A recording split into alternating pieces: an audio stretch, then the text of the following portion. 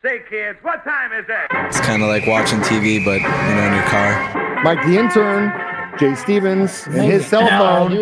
Dark Side of the Stream, episode 164 this week was Jay's pick. Yeah. And out of the blue, he brought to the table one that definitely intrigued me. This is right up your alley. It is. It's called Squaring the Circle, the Story of Hypnosis. If you're not familiar with the company Hypnosis, you probably are without knowing about it. They're an art design group based out of London who were friends with a bunch of the guys that started Pink Floyd and would go on to help create some of the most iconic record covers of all time in the rock world for Pink Floyd, Def Leppard, T-Rex, Black Sabbath, Bad Company, Led Zeppelin, AC/DC, Paul McCartney and Wings. They were the guys. Alan Parsons Project, who we just discussed. Yes. Genesis, ELO.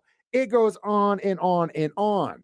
But it's a pretty cool story about how they started out. And if you are an art guy, if you are a record collector like me, if you're a fan of any of those bands I mentioned, you have to watch this documentary.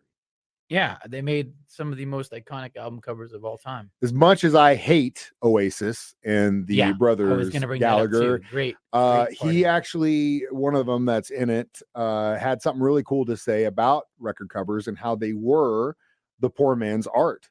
And he's absolutely right. I mean, you go from like the 50s and 60s where mainly almost all album covers just featured the front man or the group, whatever good looking person from the band they could put on the cover.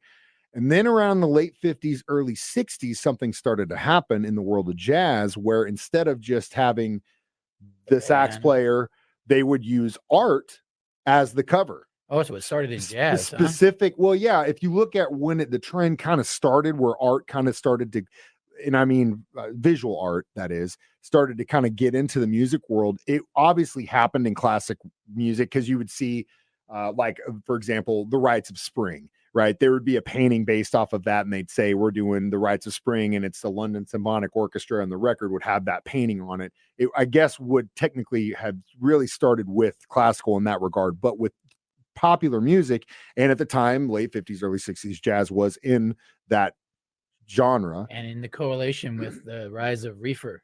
Well, that too. They would bring in art, and I guess Gilberto, great cover.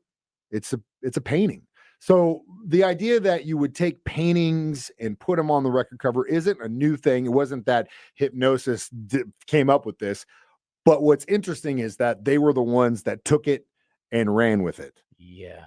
And we're just kind of like just throwing stuff at the wall and see what sticks. Well, like, it goes without saying that all right, cool. A lot of the bands that we love, more specifically like Pink Floyd, a lot of those dudes, they went to school to be artists. They wanted to be artists, and while they were going to some weird art institute in London or UK in general, met a guy that plays guitar. They met some dude who played, and they started a band, and then they dropped out of school and they became millionaires making records. Well, not everyone had that luck.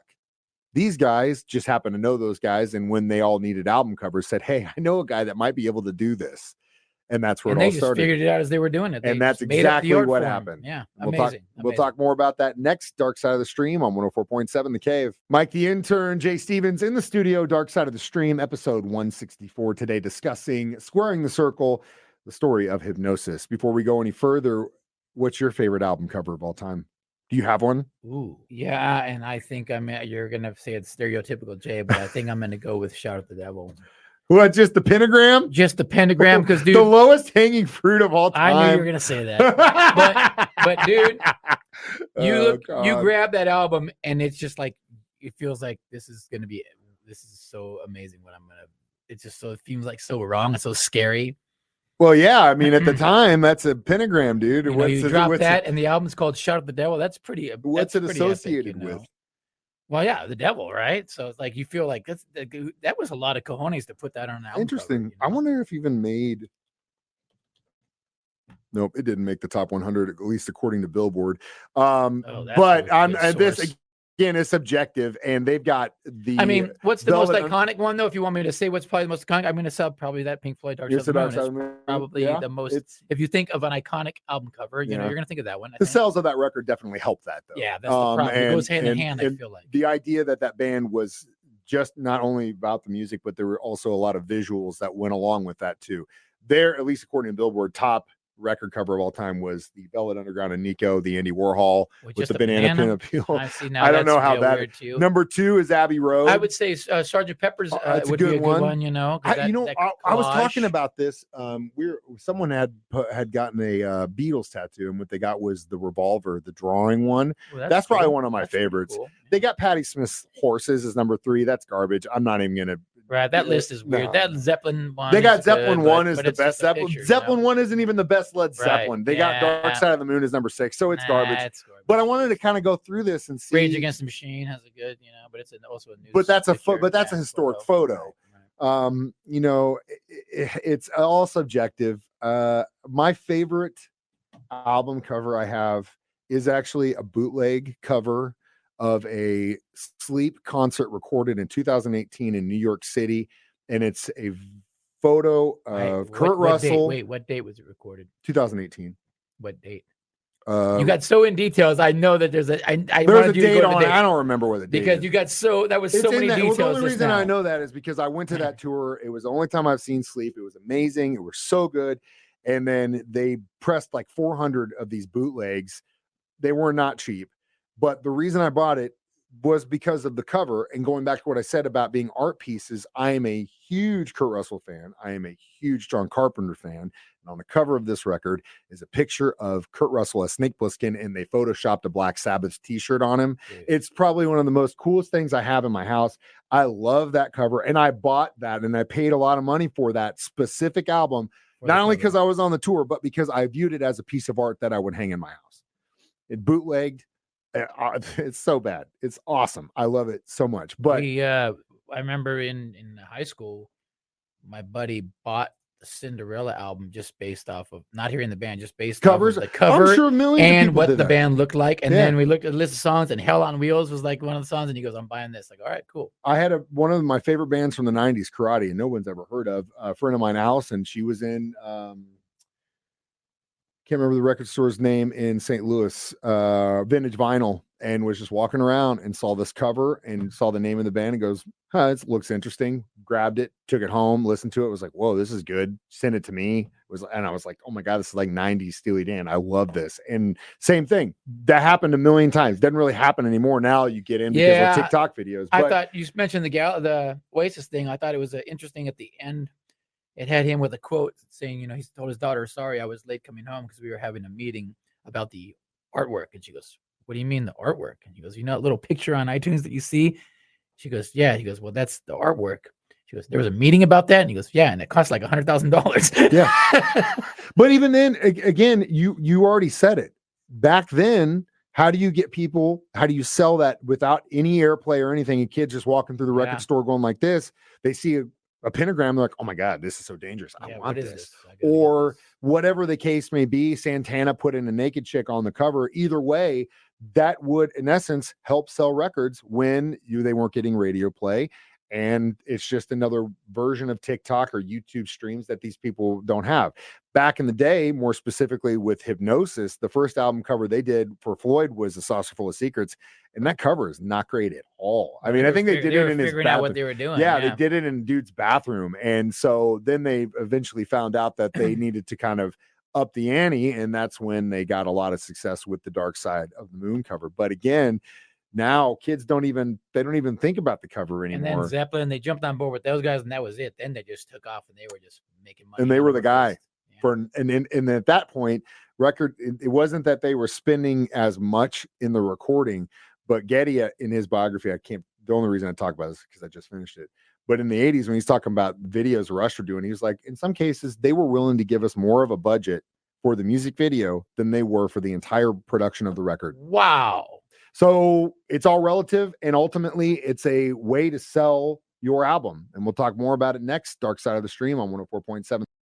Mike, the intern, Jay Stevens, back in the studio. Dark Side of the Stream, episode 164, Squaring the Circle, the story of Hypnosis. Now, we've talked about the commercial reason that these guys did what they did. I talk a lot about sound signature. For example, you're listening or you're watching Lethal Weapon and you hear that guitar playing, that's Eric Clapton. Like, you can hear his tone, you know who that is. Or you might be like, I know that tone. I know who that is. That's Eric Clapton, right? You know, Santana starts playing a solo. You know it's Santana. David Gilmour, when he starts playing a solo, you know, everyone has their own specific sound. Hypnosis, as well, in my opinion, has a specific look. When you look at the album covers they created, you know that it's Hypnosis. Division Bell, you know that. I mean, obviously, because they were tied with Pink Floyd, every record they did was them. But you know, the big Grandoy, you know, the all the beds, the hospital beds laying on the beach, right? And the guy sitting there, and that huge shot, right, for Momentary Lapse of Reason. It's so iconic. Slip Stitch and Pass from Fish, a guy running down a beach with a giant yarn ball running behind him, right? Mars Volta, Delirium and that record, also Hypnosis. You can tell when, at least I can, when I see it visually, I'm like, I think Hypnosis did that cover. Almost always, am I right? You can see it. I mean, that's great, man. Good for those guys, you know. But again, they found found their style, and again, it's largely photography oriented, but they do so good about, you know, using little things to make them bigger, smaller things. You know, the Presence album gets a lot of flack, but I think it's a cool concept, but it's always in the eye of the beholder. You know what I mean? It just is. And they're not all winners. Dirty Deeds done dirt cheap, right? The picture of all those people with their eyes blacked out.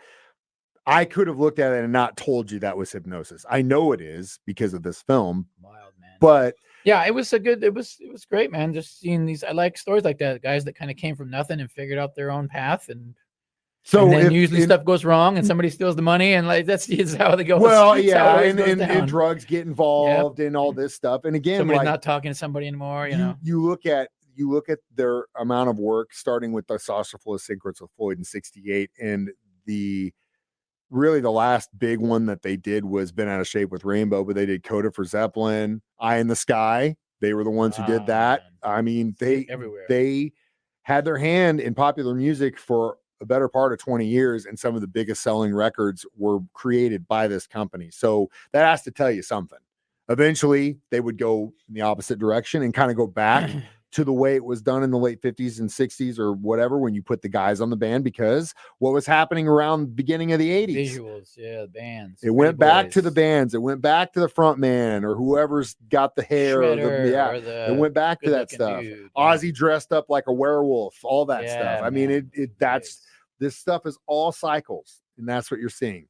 But it was a pretty cool time period, in my opinion. And the documentary itself tells a really cool story about two guys that just figured it out as they went along, and just because of who they knew, it worked out in their benefit. It's also a great example of find what you love, and you will never work a day in your life.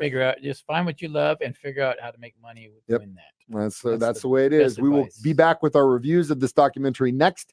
Dark Side of the Stream on 104.7 The K. Mike the Intern, Jay Stevens back in the studio. Dark Side of the Stream, episode 164, Squaring the Circle, the story of Hypnosis. So how many record covers would you give this? No, 4 record covers. Straight up 4, big time. Yeah. And again, great. I learned something. I didn't know, you know, they were who these guys were. You know, I know their album covers. And now you know. Now I know. And now you know. Now I know the story. It was good. It was nice. And kids, if you are into collecting records, these are some great album covers you should pick up. The albums are themselves great. But once you get to that point now, even though I still obviously collect records, my next big thing right now is I'm show posters big time, which I think that has now become a big, not only draw, but a centerpiece of art for bands, especially when you go to shows. Primus, for example, will do 200 limit, but they're all created by a local artist. They're all print, hand numbered, signed. That's and that's what I go for. I don't buy shirts anymore. If they have vinyls I don't have, I'll probably buy that. But more times than not, I want that show poster, and that's all I want. It's the best way to remember. Because what happens to your shirt? You lose it. You end up ripping the sleeves off. Leave it at some chick's house. Leave it at some chick steals it from you. Yep. Because you never called her back. You left it over there. Yep. That's where your Shadow of the Devil shirt went, man. It's gone. But either way, great documentary. Next week, it's my pick, and we are going to do a very cool series that is on Paramount Plus. Geddy Lee, who right now is my man because I just finished his biography, and I cannot tell you how amazing it is. I don't even care if you really like Rush. If you just like music in general, get this book. It's so good. It is so good.